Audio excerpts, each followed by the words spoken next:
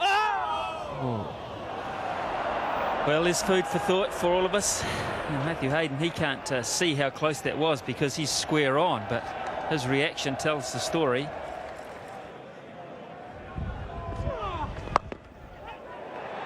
Well, what about this? Is this out? This is freaky.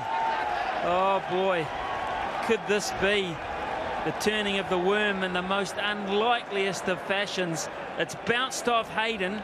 It's been taken by Gilchrist. The question is, at any stage, was there ground involved?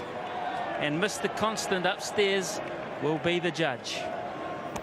It'll be unfortunate. The Australians are happy, and you can always tell by the fielders' reactions how the decision is likely to play out. This will be most unfortunate.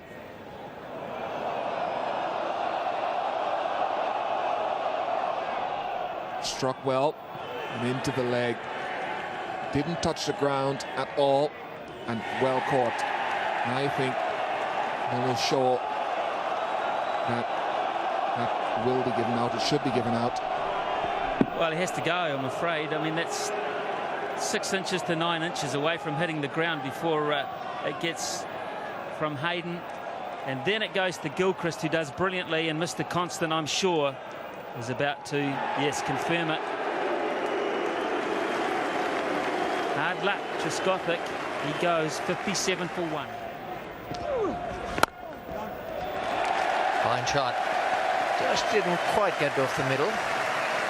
Placed perfectly. There's a gap there between the man at ordinary cover and mid-off, and Michael Atherton gets a half-century.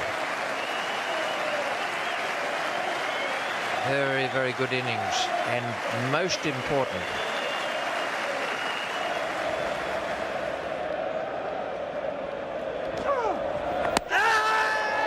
well, the shouts there, and umpire Venkat has given it. Now look at Gilchrist's pad, right? It's the key for me. Really slow. You can always see the ball and the bat apart. You can always see a bit of pad. You can still see pad. Boy. The fact is that Michael Atherton's on his way back with 51. 115 for 3. Chopped it on. Cruel blow again for England. Is that the second one in the space of 5 minutes? It was not a great Warne delivery, but it was a great Warne result. 2 wickets in 3 balls to Shane Warne. Alex Stewart drags it on. Might have been the quicker one. Took his eye off the ball a little bit, perhaps tried to hit it a bit hard. May have stayed low, but Stewart's gone second ball, and Warne celebrates.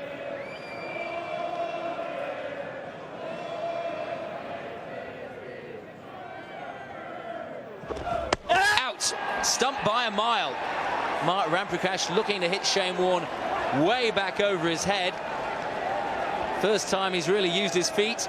A swing and a miss, and he's got to walk back now. Shane Warne has his 4th wicket. 2 balls remaining in the day's play. Big appeal. Not out.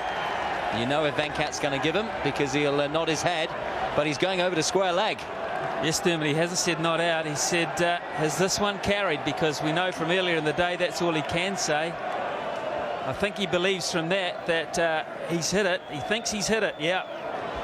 Venkat thinks he's made contact. There's no doubt about that. If he didn't think that, he'd get said not out straight away. So the question now is, does the fielder in close on the offside? And I believe it may well be Steve Waugh.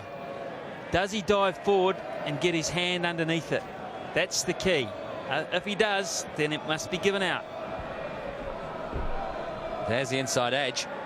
Definite inside edge onto the pad. But that doesn't show Steve Waugh. Yeah. That does, and that shows it going straight in. Brilliant catch from the Australian captain. 2 balls remaining in the day's play, but I'm afraid Craig White's got to go. And the red light, to me, says Craig White, you're on your way. So it was some excellent fielding that capped a vintage display from Australia's bleached blonde hero. Shane Warne raised the ball to mark his brilliant fifer, which closed yet another memorable day of Test match cricket. England finished 139 runs ahead with 4 second innings wickets in hand. Captain Michael Atherton would be hoping his team could put another 100 on in day 3, which you can see after the break.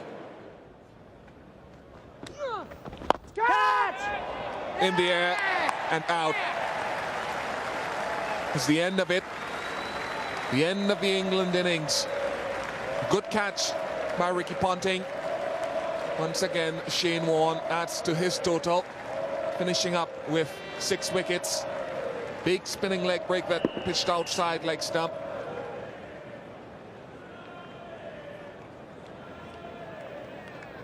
The final English batting rights executed by Shane Warne, 6 for 33, and Jason Gillespie, who picked up 3 for...